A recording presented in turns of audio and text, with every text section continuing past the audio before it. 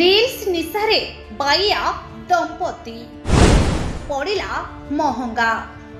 नमस्कार दर्शक बंधु, न्यूज लक्ष्मी 7 बुलेटिन को आपण को स्वागत करुच्ची मो ज्योतिर्मयी।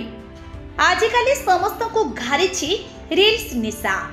युववर्ग एवं पतन मुहा रील्स जोगु बहु अघटन घटुथिबा आम नजर को आसुची।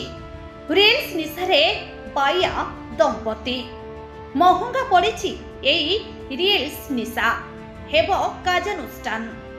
साप को धरी महिला बनाइले वीडियो, स्त्री को साप धराई स्वामी बनाउछंती ब्लॉग। रील्स पाई मानविकता भूली गले स्वामी स्त्री, आईन को फू करदेले।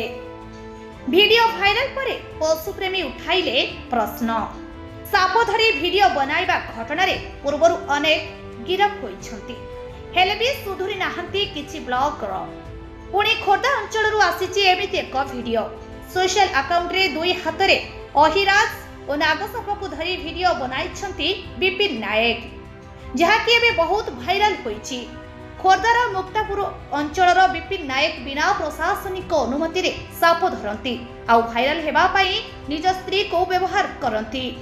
वीडियो भाइराल हेबा परे आपत्ति उठाइछंती खोर्धा जिला वन्यप्राणी तत्वबोधनत्व शुभेन्दु मल्लिक।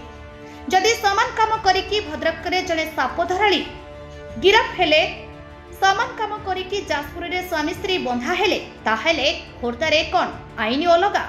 वन्यप्राणी आईन शेड्यूल 1 रे अछि चाप कोनोसी मनोरंजन किंबा अर्थ रोजगार करबा निमते एहाको व्यवहार करा जिवो नाही। वन्यप्राणी आईन अनुसार एहा गुरुतर अपराध। एथिपाई 3 वर्षरू अधिक दंड विधानर व्यवस्था रहिछि। खोर्धा अंचल में दीर्घ वर्ष धरी दंपति वीडियो करुथिले सुधा डीएफओ कोनोसी कार्यानुष्ठान न करिबा जनसाधारण को आश्चर्य करिछि। सेपटे एहाकु निजे स्वीकार करबा सह एथिरु रोजगार हेउथिबा कहिछंती विपिन। भाइराल हेबा पई केबे कइछत, पुणी केबे साप, पुणी आउ केतबेले निरीह जीव बळी पडुछंती।